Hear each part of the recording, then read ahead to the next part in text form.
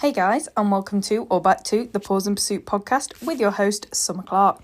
So, before we jump into this week's episode, I just want to remind you all, well, not remind you all because I haven't told you yet, tell you all that this will be the last episode until the 21st of August, because I'm obviously going away to EO. A week today, we'll be getting ready to go, which is unbelievable. I literally cannot believe it's come around that quickly. And then obviously we're straight from there to KCI and then straight from there to Dogs in Need and getting back on the 18th, which is the Sunday. And then I will get an episode up for you guys for 3 days after that, which is the 21st of August. And I'll obviously tell you everything about the last 3 weeks. Last week I pre-recorded... Last year I pre-recorded all the podcast episodes for while I was away, but I'm trying to go with more chill vibes for the podcast now, in season 2, as you all know by now, because I just want to take the pressure off, and having to pre-record episodes makes it feel way too much like a job. And I can't do weekly recaps, and I have to come up with loads of ideas in one go and film loads in one go, and I just don't want to, can't be bothered. So we're having a little break, 3 weeks off, and then we'll be back in a month with a monster of an episode all about EO, KCI and Dogs in Need. So you guys can look forward to that episode. That is 8 p.m. on the 21st of August, so make sure not to miss that.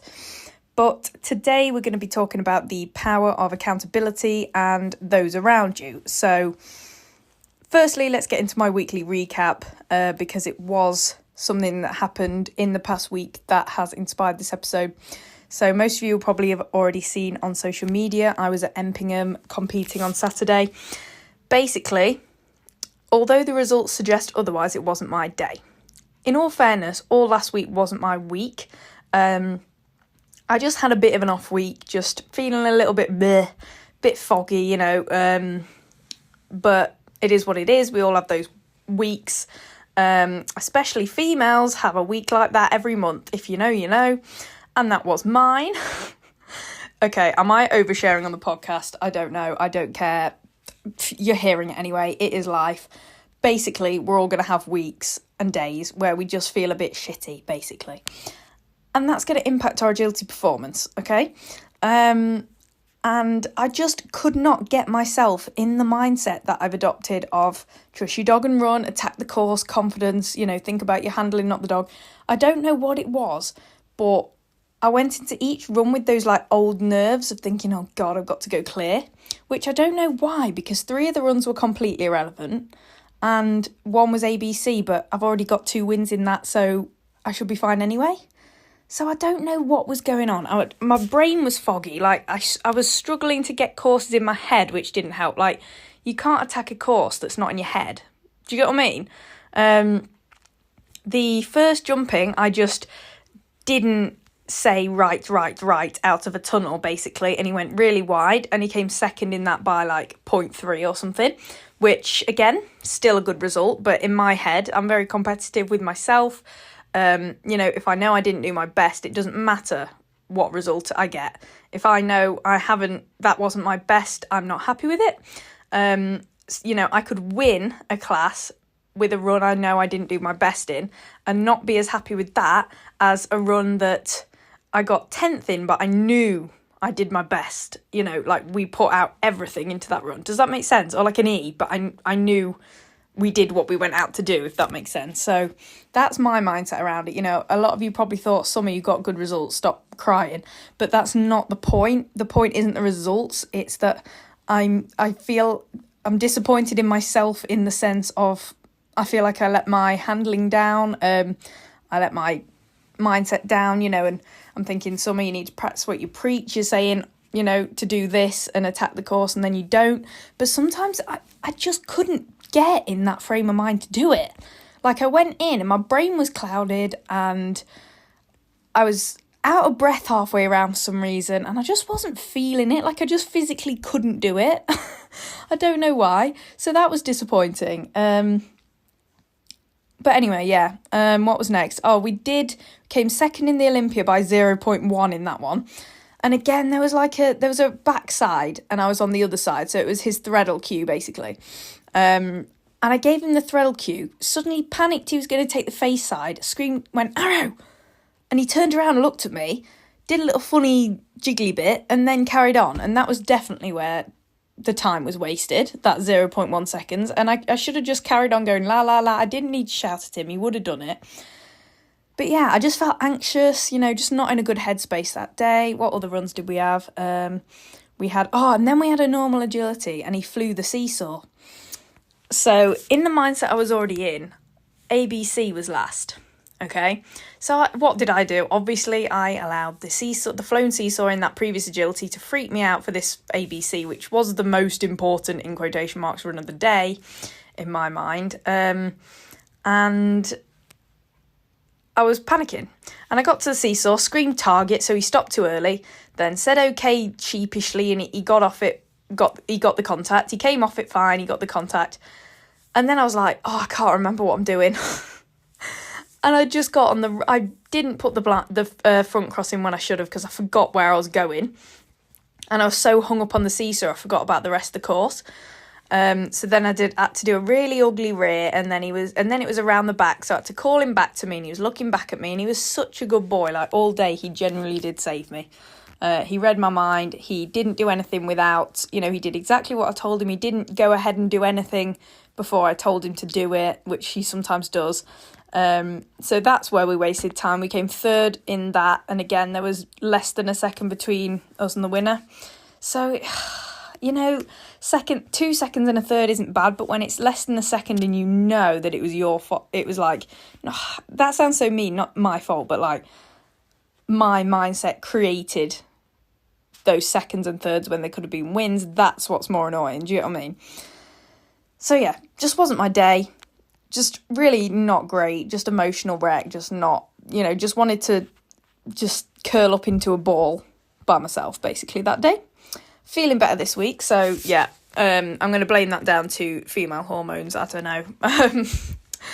But putting that behind me, learning from it, I've analysed every single run and know exactly what happened.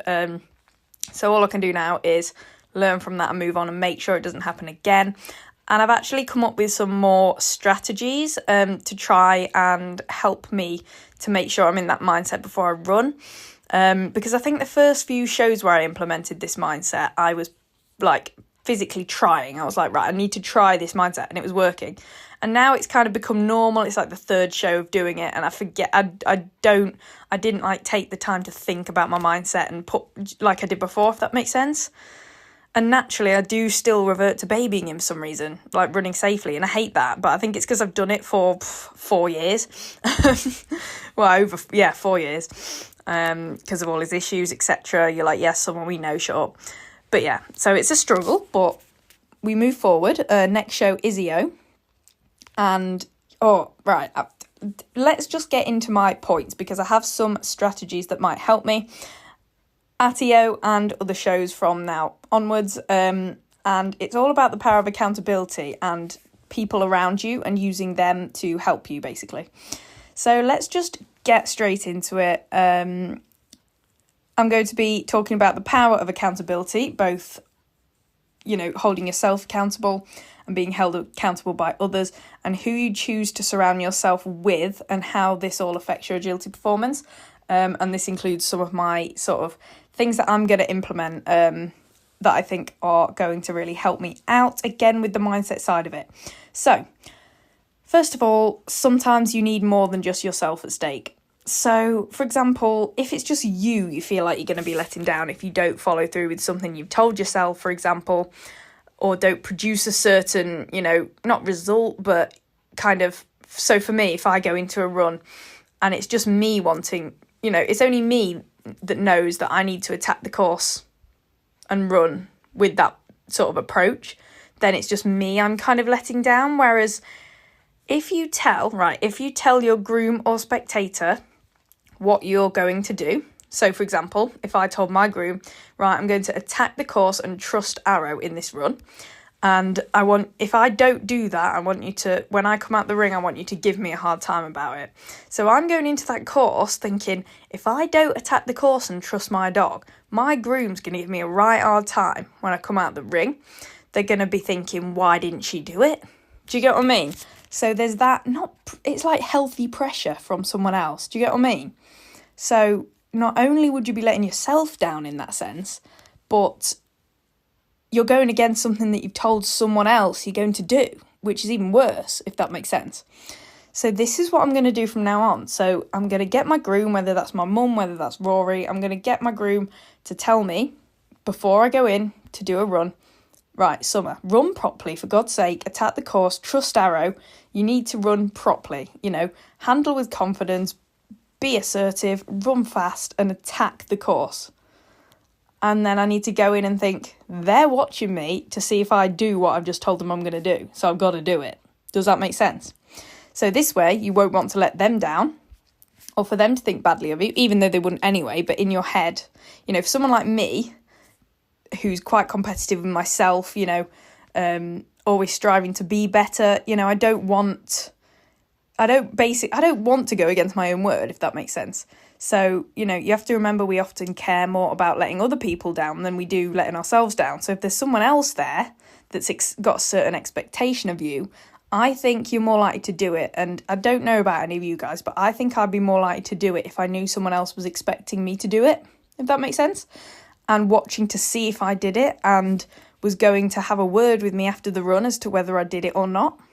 And the last thing I want is to come out of a run that probably went badly because I didn't attack the course and them say, you didn't attack the course. Do you know what I mean? Even if it goes wrong, I want to be able to come out and them say, yeah, Summer, you attacked the course. You did what you were going to say. You handled like you said you were going to. You put everything out on that course. Well done. Even if it's an E, I'd be happy with that from them. Do you know what I mean? So yeah, I think that's quite powerful. I am going to do this with the GB coaches at EO. I'm going to tell them, please tell me to attack the course and trust my dog before I go in, while I'm in the queue, just before I enter the ring. I think that will really help me out. And some of you, that may put more added pressure on you, but to me, I think that would be really helpful. So again, it's just knowing yourself and what you think you'd respond well to. So yeah, so ask your groom or spectator to tell you to do what you have to do, e.g. attack the course and trust your dog, either directly before you join a queue or enter the ring. So for example, at a normal show, say I get in the queue, maybe 5 dogs to go, and my mum says good luck and leaves to go and find her position to fill. At that point, before she walks away, I'm going to ask her to say, attack the course, trust Arrow, run properly, handle properly. And especially if it's someone you're close to, you can kind of tell them to be a bit mean, like, for God's sake, Summer, don't handle like a little wimp or something like that. Do you know what I mean? That's going to rile me up. I respond to that. Does that make sense? So that's what I'm going to try. Or, like at EO, the coaches come to, they basically queue with you until you directly go into the ring. So directly before I walk to the start line, I'm going to ask if someone can tell me to do that as I walk onto the start line. So it's fresh in my mind and I think they're watching me to do this certain thing. Okay, they're aware of it. They've got expectations, so I have to meet these expectations. If I'm the only one who knows of the expectations, then it's just not as powerful for me. Do you know what I'm saying? So harness your sense of pride. And for me, I do have quite a lot of pride and the fear of judgment. So again, I do have a bit of a fear of judgment. I always kind of have done. It's just, it's not great, but you can use this to your advantage in this scenario, I think. Use that, which is usually a negative, use it as a positive and use it as fuel to motivate you to follow through with what you have to do on course. So if you told all these people you're going to handle a certain way, or even just one person, they're going to think, what? They might judge, they're going to judge me. That's going to knock my pride a little bit if they think, oh, she hasn't followed through with this. Do you know what I mean? So use those negative things of your personality that usually hinders you to motivate you to bloody do it. Does that make sense? And don't be afraid to tell your groom or spectator what you need from them and how they can help you. Now, I know this is hard if you go alone, and I know it's hard if your groom or spectator you don't know very well, you're not very close with, but do it anyway. Don't be afraid to, people won't mind. They'll understand, especially other handlers. So don't be afraid to say, look, this would really help me. Could you do this for me for this run? I'd really appreciate it. Most people, most grooms, most spectators, even random people around the ring, sure will be happy to do that. And if you're at a show and you want me to come and do that for you, please, please, please do message me or just come up to me and ask me, because I genuinely think this is a powerful tactic. I haven't exactly tried it yet, but I think it's going to do wonders, and I'll update you in the next episode about whether it worked for me or not. But this is just some food for thought, okay? And this is what this podcast is, isn't it? Just me spurting out food for thought and my ideas that's going on in my brain. So now we're kind of moving on to just generally who we surround ourselves with. So choose to surround yourself with people who have your goal mindset. So for me, I want to have a, in quotation marks, shit or bust mentality with agility. I want to attack. That's the mentality I want to go into agility with. So an example of someone who shares this mentality is Lucy, my trainer. So like at Crufts, when I was competing in the main arena for the first time in the jumping cup final, Lucy was on the sidelines, and halfway around the course I heard her say, go on, like run faster, go on. That helps me, okay?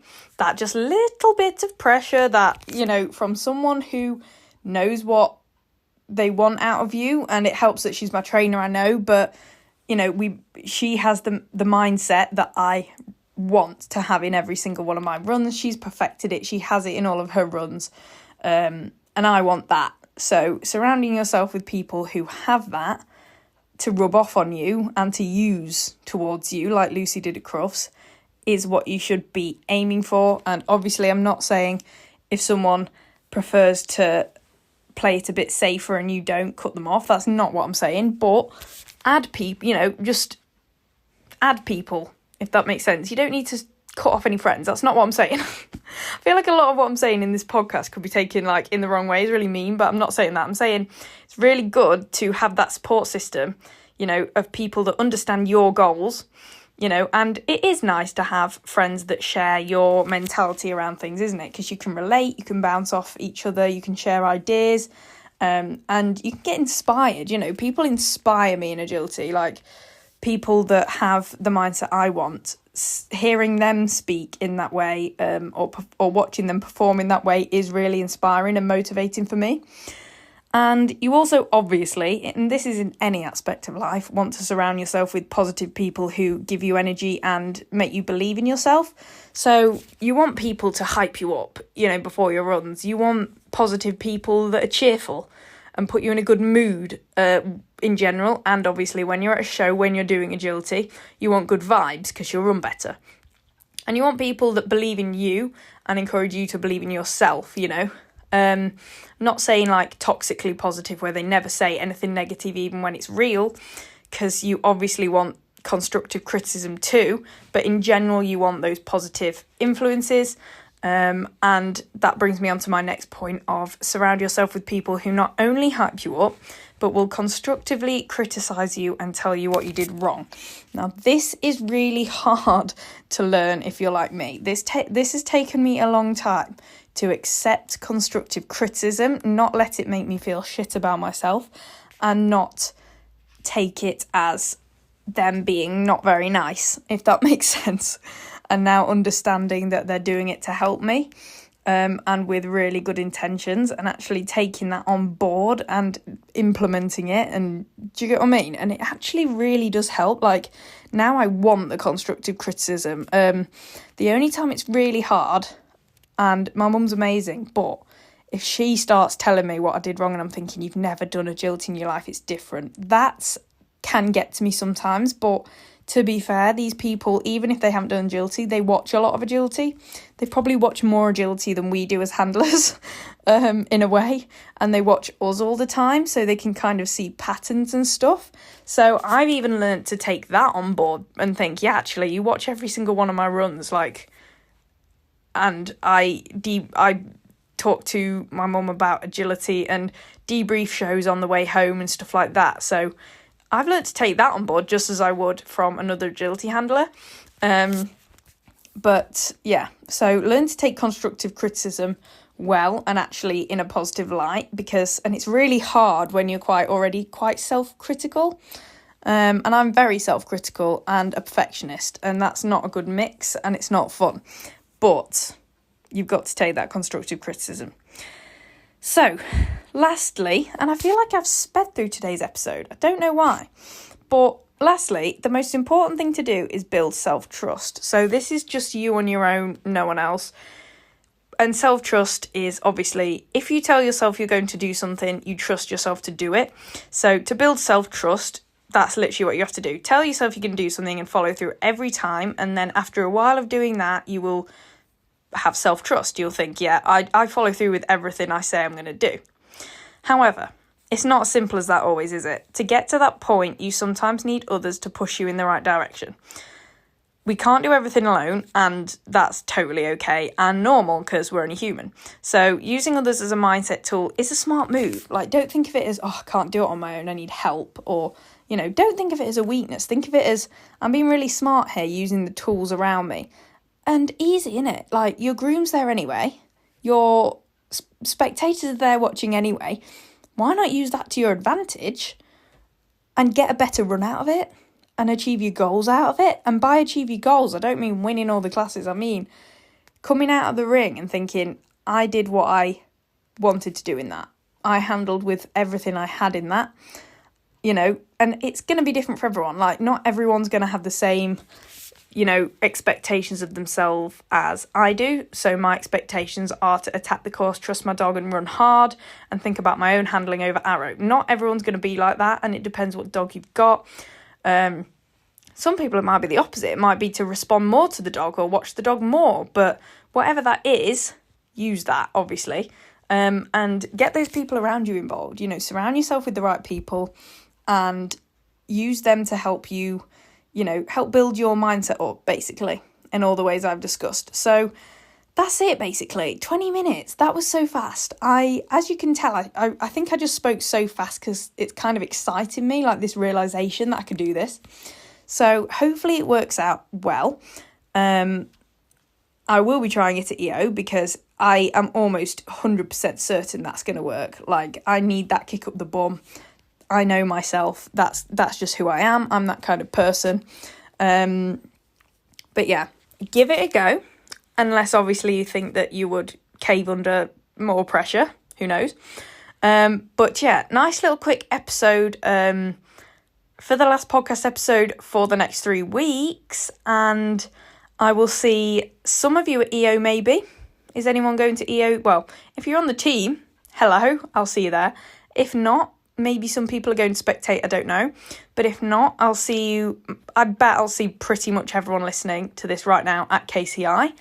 Don't be afraid to come up and say, hey, if you want me to do what I have spoke about in this podcast episode for you at any show, and I'm free, please don't hesitate to ask. The worst I could say is, I have to walk a course or do a run. But please, I would be more than happy to do that for you. And then from there, Dogs in Need. Again, I bet quite a few of you will be at Dogs in Need. So got lots of exciting things on, champ qualifiers, etc. And I'm going to use you guys as accountability now, right? So every run that I post from now on, if it's not me attacking the course and not getting my blinds in, I'm not even trying. Like, there was at least 4 blinds that I could have got in at the weekend that I watched a video back thinking, I chickened out of that. I could have easily made that if I'd have just looked forward and gone. Oh, even talking about it's winding me up. Anyway, we move on. It was 3 days ago now. But yeah, so please put in the comments on my videos, some of you not attacking the course. If I'm not attacking the course, because I need this accountability. So yeah, this is it. Everyone's holding me accountable now, okay? That's just how it's got to be. But anyway, I'm going to stop rambling now. It is 9:20 at night on Monday. Oh yeah, it's Monday, by the way. Did I say that at the start? I can't record tomorrow because I'm going going out for drinks, and I just won't be up for recording. So we're doing it tonight on Monday. But yeah, I hope you all have a great next month, and I will speak to you all on the 21st. Oh, I actually don't want that to come yet, because all the most exciting part of the year is between now and then. So I'm very excited. But yeah, don't forget to follow the podcast. Give it a rating and review if you are feeling generous. Follow me on all of... Oh, by the way, that's on Spotify and Apple Podcasts. Follow me on all the socials. I am at Pause in Pursuits on pretty much everything, and most of you already follow me anyway, but I just like to add that in at the end of every episode. And that's it. I'll see you all at KCI probably. Bye, guys.